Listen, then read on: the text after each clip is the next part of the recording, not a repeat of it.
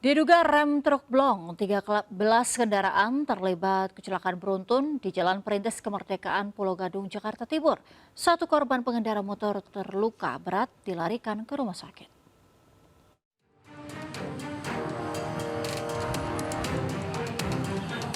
Belasan kendaraan terlibat kecelakaan di Jalan Perintis Kemerdekaan Pulau Mas, Pulau Gadung, Jakarta Timur, tepatnya di perempatan Lampu Lalin Pulau Mas, Kelapa Gading.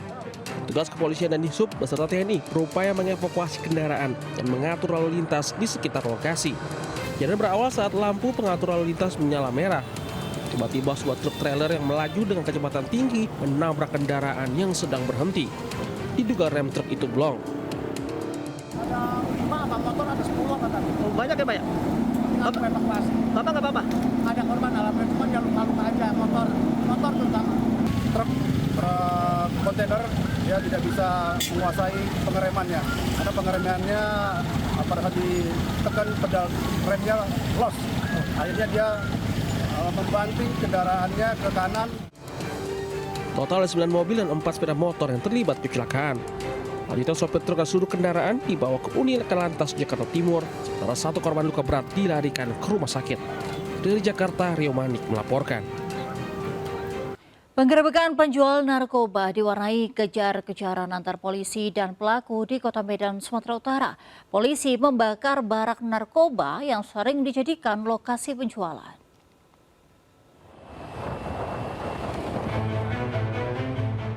Kejar-kejaran antara polisi dan seorang bandar narkoba terjadi di kawasan Medan Tuntungan, Kota Medan. Pelaku mengetahui kedatangan polisi, sempat berupaya kabur meskipun pada akhirnya gagal. Pelaku berstatus residivis. Polisi menyita sejumlah paket narkotika jenis sabu siap edar dan 1 paket ganja. Polisi melakukan penggeledahan terhadap pelaku. Ditemukan sebuah senjata tajam di pinggang pelaku yang diduga sengaja disiapkan untuk menyerang. Dari lokasi penangkapan pelaku, polisi menemukan 1 barak narkoba yang kemudian dihancurkan dan dibakar. Di lokasi ini kita menemukan satu tempat yang menjadikan barak tempat dilakukannya peredaran narkoba. Dan kita di tempat ini mengamankan 1 BD inisial S, yang di lokasi juga kita mengamankan barang bukti berupa poketan sabu, macis, dan juga alat bong, dan juga 1 linting ganja. Tersangka terancam hukuman di atas 5 tahun penjara. Dari Kota Medan, Sumatera Utara, Adi Palapa Harahap, iNews melaporkan. 2 preman mengaku dari ormas sambil menenteng sebilah pedang mengancam pedagang buah nanas di Kota Bekasi, Jawa Barat terekam CCTV. Tak berselang lama, kedua pelaku diringkus polisi beserta barang bukti aksi kejahatan.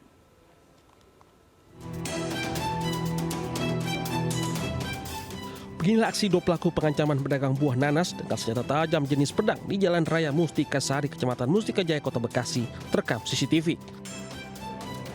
Tak berselang lama, kedua pelaku berinisial TY 31 tahun dan DBR 33 tahun dibekuk polisi usai kabur ke wilayah Kabupaten Bogor.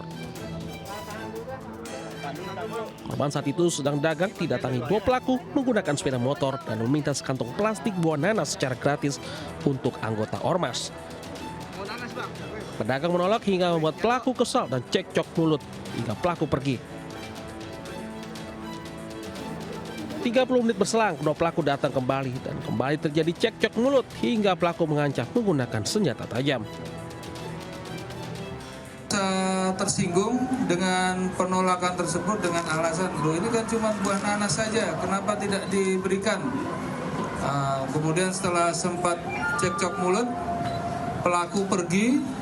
Kemudian pelaku atas nama TY itu kembali lagi bersama rekannya yang bernama DBR. Guna mempertanggungjawabkan perbuatannya, kedua pelaku dijerat pasal 335 KUHP, ancaman maksimal 10 tahun pidana penjara. Dari Bekasi, Jawa Barat, Rahmat Hidayat melaporkan. 6 karyawan pabrik semen di Padang, Sumatera Barat melakukan pencurian BBM dan besi selama 2 tahun terakhir. Para pelaku ditangkap polisi karena merugikan ratusan juta rupiah.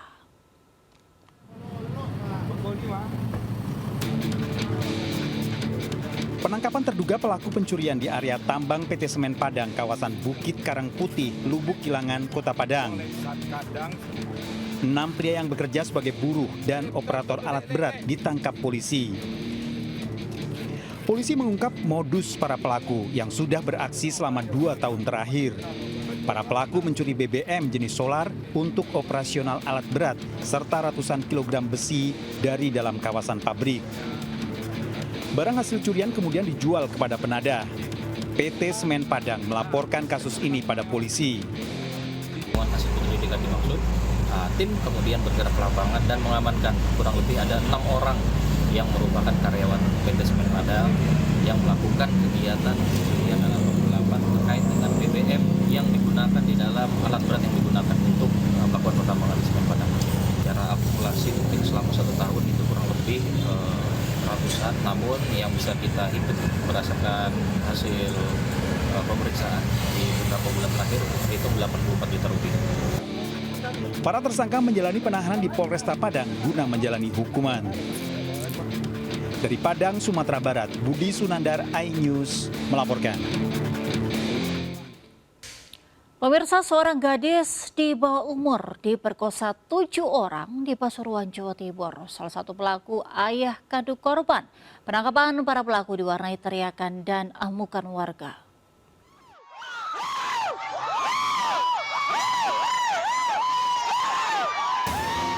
Warga Tutur Pasuruan meneriaki 7 pemerkosa yang ditangkap polisi. Warga bahkan mengumpat para pelaku. Bahkan warga menendang kendaraan polisi yang digunakan untuk mengangkut pelaku guna pemeriksaan. Pemerkosaan yang dilakukan 7 orang, 1 diantaranya bapak korban.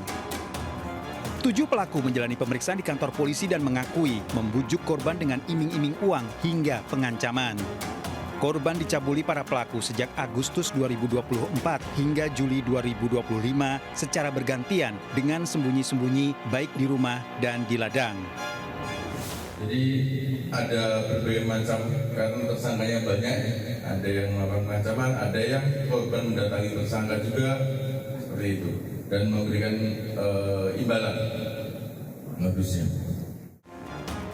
Para tersangka terancam hukuman 15 tahun penjara, sementara bapak korban akan diperiksa mendalam dan akan ditambah hukuman. Dari Pasuruan, Jawa Timur, Jaka Samudra, iNews melaporkan.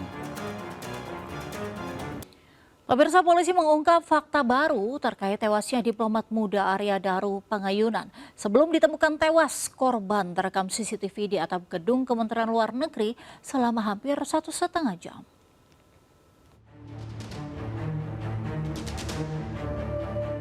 Rekaman CCTV mengungkap bahwa korban sempat berada di area rooftop lantai 12 gedung Kementerian Luar Negeri pada malam sebelum kematiannya. Korban terekam CCTV berada di rooftop gedung selama hampir 1,5 jam. Polisi menyebut penyelidikan memakan waktu lebih lama karena sampel dan barang bukti diperiksa secara laboratorium. Polisi juga memeriksa 20 titik CCTV dan menggandeng sejumlah ahli. Diduga korban berada di rooftop lantai 12 gedung Kemenlu. Kemudian penyelidik mendapatkan fakta bahwa berdasarkan pengamatan CCTV tersebut, awalnya korban naik membawa tas gendong dan tas belanja. Kemudian saat turun, korban sudah tidak membawa tas gendong dan tas belanja. Dari rekaman CCTV saat naik ke rooftop, korban membawa 2 buah tas. Namun saat turun gedung, korban tidak lagi membawa barang bawaannya tersebut. Tim Liputan iNews melaporkan. Barreskrim Polri meningkatkan status penyelidikan menjadi penyidikan dalam kasus beras oplosan. Sebanyak 201 ton beras kemasan 5 kg disita.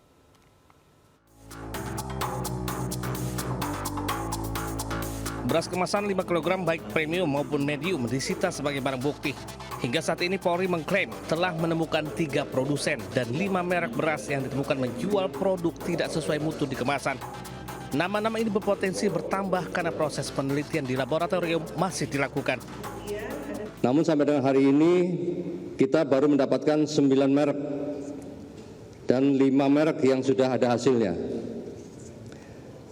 yaitu beras premium yang tidak memenuhi standar mutu. Sehingga kita lanjutkan untuk membuat laporan polisi tersebut. Diketahui polisi juga telah menggeledah kantor gudang produsen beras PT FS Jakarta Timur, Subang, dan gudang PT PIM di Serang, Banten. Tim Liputan iNews melaporkan. Pemirsa, Badan Usaha Jasa Pengamanan PT Global Jasa Sejahtera kembali menggelar kegiatan pendidikan dan pelatihan Diklat Gadamadya bagi personel satuan pengamanan yang bekerja di lingkungan MNC Group. Pelatihan ini bertujuan untuk membentuk tenaga keamanan yang profesional serta mampu memberikan rasa aman dan nyaman di lingkungan perkantoran. Sebanyak 52 petugas satuan pengamanan dari PT Global Jasa Sejahtera yang bekerja di lingkungan perkantoran MNC Group mengikuti pelatihan Gadamadya yang digelar di gedung iHub Kebun Sirih, Jakarta Pusat. Selama menjalani diklat, para satpam ini dilatih oleh instruktur dari jajaran kepolisian Polda Metro Jaya dan juga tim yang memiliki kualifikasi pengajar resmi. Peserta mendapatkan berbagai materi penting, antara lain standar operasional prosedur pengamanan, kepemimpinan dalam tugas, sistem manajemen pengamanan, penanganan keadaan darurat, serta keterampilan teknis lainnya seperti latihan baris berbaris. Pelatihan Satpam Kualifikasi Bandria ini adalah merupakan kelanjutan dari pelatihan Satpam Kualifikasi Garda Pertama, di mana diharapkan dari hasil pelatihan ini para peserta pelatihan bisa nantinya menjadi supervisor yang akan menjabarkan tugas-tugas yang diberikan oleh pimpinan. PT GJS menggelar diklat Gadamadya sebagai bagian dari komitmen perusahaan dalam mencetak satuan pengamanan yang unggul, tersertifikasi, dan siap menghadapi tantangan tugas secara profesional. Tim Liputan iNews melaporkan.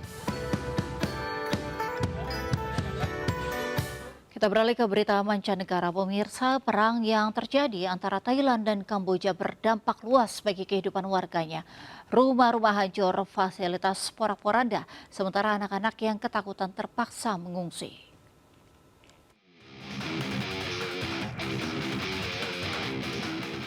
Kehancuran terjadi di Ubon Ratchathani, menyusul penembakan terus-menerus oleh pasukan Kamboja. Rumah dan kendaraan milik warga Thailand hancur akibat serangan ini. Kerusakan juga terlihat pada dinding luar sebuah bangunan di Kecamatan Sao Tong Chai, Provinsi Sisaket. Thailand telah menutup semua perlintasan perbatasan dengan Kamboja setelah ledakan ranjau yang melukai 5 tentara Thailand. Puluhan ribu warga Thailand yang tinggal di sekitar perbatasan juga dievakuasi ke tempat yang lebih aman. Anak-anak sekolah juga dievakuasi ke tempat aman, menyusul adanya serangan dari tentara Kamboja.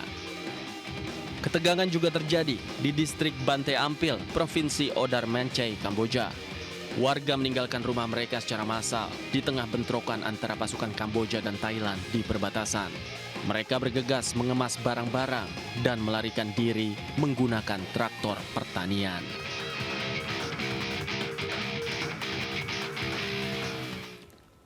Pemirsa, di tengah keganasannya menyerang Gaza, Parlemen Israel menyetujui pencaplokan tepi barat Palestina. Indonesia pun mengecam tindakan Israel dan meminta PBB untuk menindak tegas Israel.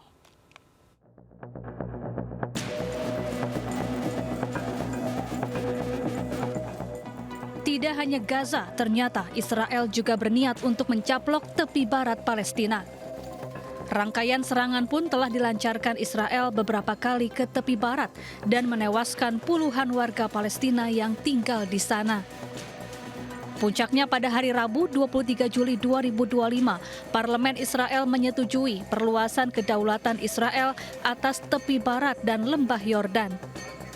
Dalam pemungutan suara, 71 anggota Parlemen Israel setuju dan 13 anggota menolak.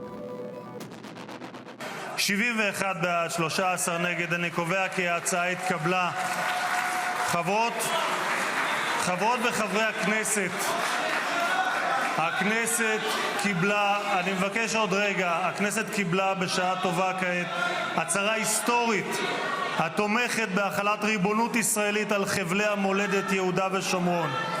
זוהי זכות גדולה להיות יושב ראש הכנסת שאומרת בקול ברור וברוב מוצק, זו ארצנו, זה ביתנו, ארץ ישראל שייכת לעם ישראל. Keputusan ini memicu reaksi publik. Kementerian Luar Negeri Indonesia melalui akun media sosialnya mengecam keras pendudukan Israel atas tepi barat.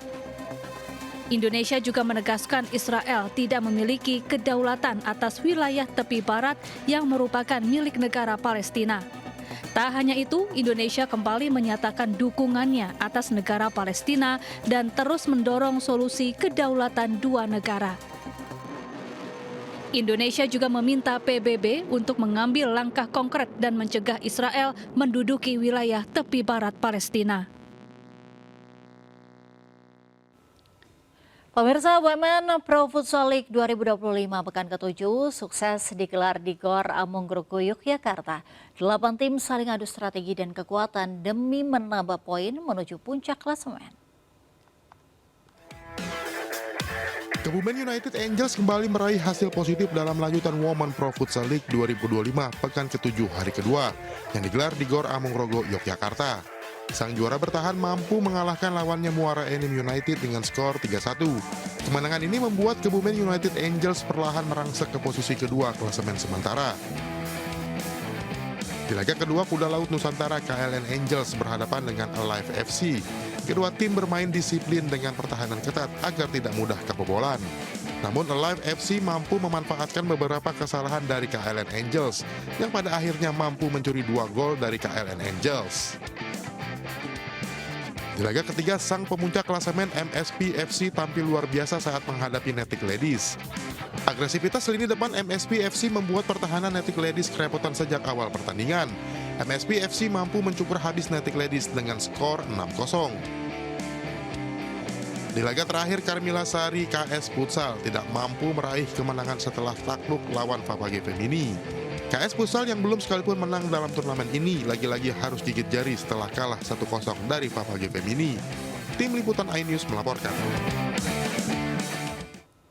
Kita ke informasi yang menginspirasi pemirsa, bermain sambil belajar menjadi kegiatan seru untuk mengisi waktu berlibur.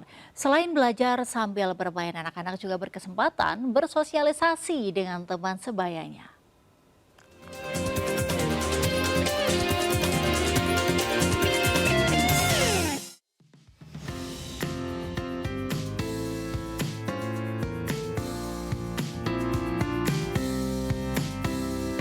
Wahana permainan anak kini semakin inovatif, tak hanya menarik tapi juga mendidik.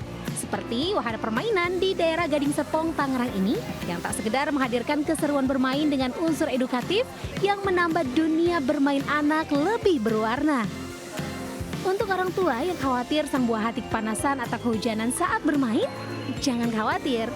Temtam Edutainment, wahana permainan anak indoor yang didesain sangat ideal dengan konsep yang nyaman. Di sini, anak diajak untuk berimajinasi, bersosialisasi, dan melatih motorik anak. Ya, jadi ini semua bermulai dari kita lihat kalau anak-anak di Indonesia ya, terutama di kota-kota besar, itu tidak banyak tempat bermainnya gitu. Taman-taman bermainnya kurang banyak. Jadi kenapa Tamtem itu taman teman. Jadi kita pengen bikin taman-taman di mana anak-anak bisa ketemu teman, bermain secara bebas, dan memang fokusnya ke anak-anak. Dengan beragam permainan seperti mandi bola, seluncuran atau area profesi, lengkap dengan propertinya yang bisa melatih anak berperan jadi dokter, pemadam kebakaran, kasir, dan masih banyak lagi layaknya di dunia nyata. Nilai edukasi yang dihadirkan menarik di sini, memudahkan anak untuk memahami proses ilmiah, seperti memerah susu sapi simulatif, belajar bercocok tanam, melihat proses tumbuh kembang makanan yang dikonsumsi sehari-hari. Memain mandi bola, memain perosotan, memain air. Oke, seru nggak ngeliatnya? Seru. Ya. Nanti mau nyoba perosotan yang mana? Yang warna apa? Yang pink. Yang warna pink. Main air. Main air. Gimana, seru nggak? Seru. basah. Sampai basah. Tadi main sama siapa aja? Main sama Noino ya. Jadi seru hari ini? Seru. Mau lagi kesini? Mau. Oke.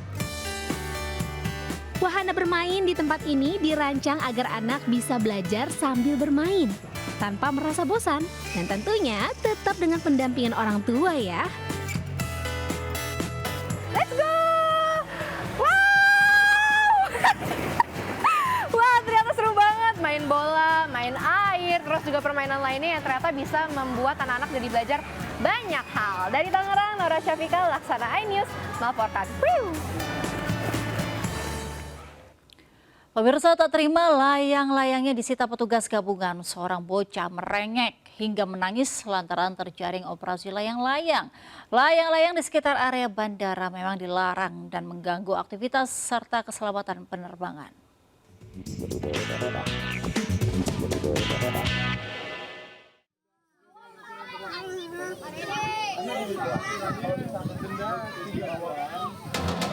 Seorang bocah terus merengek dan menangis meminta agar layangan miliknya dikembalikan saat terjadi operasi layang-layang oleh petugas gabungan di wilayah Bojongrenget, Kosambi, Kabupaten Tangerang atau di sekitar area Bandara Soekarno-Hatta, Tangerang, Banten.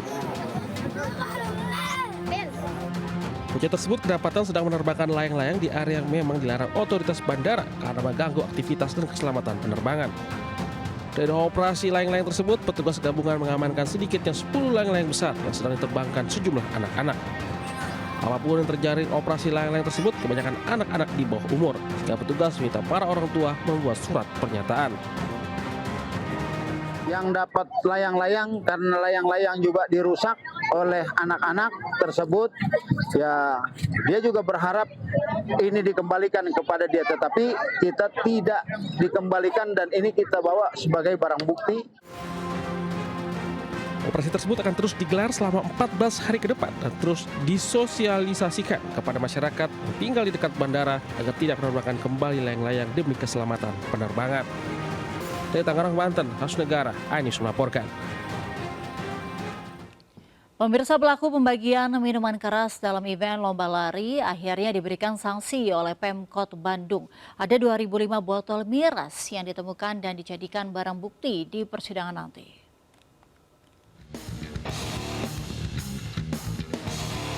Event lari nasional yang digelar di Bandung, Jawa Barat diwarnai aksi tak terpuji sekelompok orang. Puluhan pelari yang hendak menuju garis finish disambut beberapa orang yang membagikan minuman beralkohol. Bahkan aksi bagi-bagi minuman jenis bir ini diunggah di media sosial dan langsung menuai kecaman warganet. Pemkot Bandung akhirnya memberikan sanksi kepada penyelenggara acara tersebut. Pembagian minuman keras di ruang publik secara terang-terangan melanggar peraturan daerah tentang ketertiban umum dan ketentraman masyarakat. Sudah mengakui dan juga ada permohonan maaf tadi, mungkin Pak wartawan dengar sendiri. Pertama, mungkin akan ada teguran tertulis dari kami. Kedua, Pak PSNPres siap melakukan pengumuman pelanggaran di media massa berupa permohonan maaf.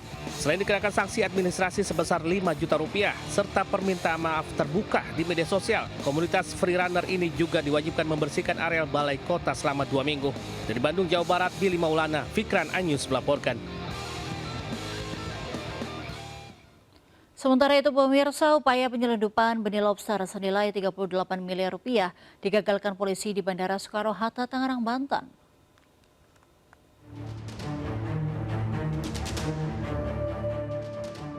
Sebanyak 10 koper dan 6 box berisikan sebanyak lebih dari 700.000 benih lobster disita petugas kepolisian Bandara Soekarno-Hatta dan Badan Karantina.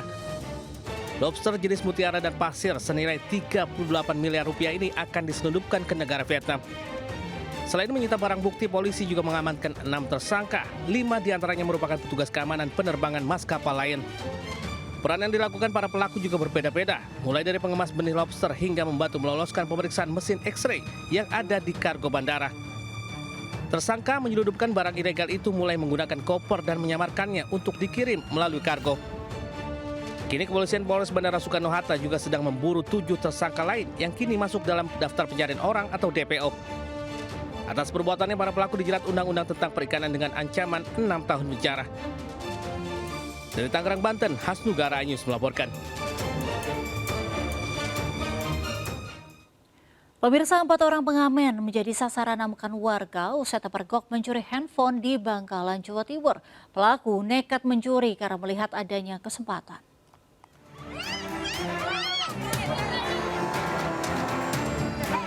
Satu dari keempat pelaku pengamen ini hanya bisa pasrah saat menjadi sasaran amukan warga yang geram akan ulahnya di Kampung Pancar Burnek, Bangkalan, Jawa Timur. Beruntung sejumlah emak-emak yang ada di lokasi berupaya meredam amarah warga, termasuk melindungi para pelaku dari sasaran pukulan dan tendangan. Keempat pelaku sebelumnya tertangkap tangan saat mencuri sebuah handphone di dashboard motor milik warga yang terparkir di halaman rumah. Mereka datang dari Surabaya dan berniat mengamen ke kampung-kampung hingga saat melewati TKP muncul niatan mencuri lantaran adanya kesempatan. Namun aksi mereka kepergok korban dan berakinya hingga masa berdatangan. Ngamen di depan rumahnya korban. Nah, pada saat itu sepeda motor korban terparkir di depan rumahnya. Korban lupa handphone milik korban tertinggal di bawah setir.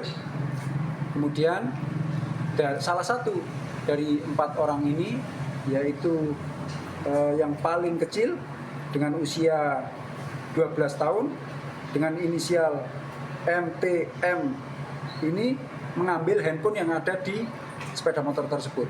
Selanjutnya diketahui oleh korban diteriaki maling-maling. Akhirnya 4 orang ini mereka dikejar, diamankan oleh warga, selanjutnya diserahkan kepada kami Opsnal Satreskrim Polres Bangkalan. Korban dan juga seorang mama ini merasa bersimpati karena para pelaku, 2 diantaranya masih di bawah umur. Korban pun memaafkan para pelaku dan menyelesaikannya secara kekeluargaan. Dari Bangkalan, Jawa Timur, Taufik Syahrawi melaporkan. Kejar-kejaran disertai rentetan tembakan peringatan mewarnai penangkapan residivis pengedar sabu di Kabupaten Luwu, Sulawesi Selatan. Pelaku yang panik akhirnya tertangkap seusai terperosok ke sawah.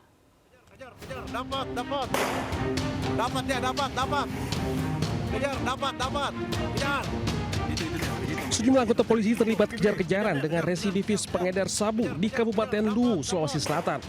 Untuk menghentikan pelaku, polisi terpaksa berkali-kali melepaskan tembakan peringatan ke udara. Aksi kejar-kejaran terhenti setelah pelaku terperosok ke area persawahan milik warga. Sebelum tertangkap, pelaku sempat membuang plastik berisi sabu seberat 59 gram untuk menghilangkan barang bukti. Setelah menyisir area penangkapan, polisi akhirnya menemukan barang haram tersebut. Hasil pemeriksaan, pelaku mengaku sudah berkali-kali melakukan aksi yang sama sebagai kurir. Jalan, kemudian anggota melakukan upaya penangkapan, namun yang bersangkutan melarikan diri, sehingga dilakukan pengejaran dan pada saat dilakukan pengejaran tim melakukan upaya penembakan peringatan. Kini polisi masih mendalami kasus tersebut, termasuk melacak sumber barang haram didapat pelaku. Atas perbuatannya pelaku dijerat pasal 114 tentang narkotika dengan ancaman hukuman penjara seumur hidup. Dari Kabupaten Luwu, Sulawesi Selatan, Nasruddin Rubak melaporkan. Pemirsa, 2 pelaku pembacokan dalam aksi tawuran yang menewaskan seorang pria di Matraman, Jakarta Timur ditangkap polisi. Korban tewas karena mengalami luka senjata tajam.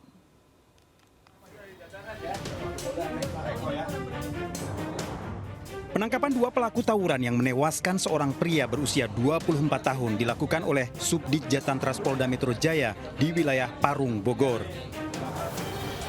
Penangkapan ini berdasarkan proses penyelidikan dengan mengumpulkan bukti-bukti dan melakukan pemeriksaan terhadap sejumlah saksi.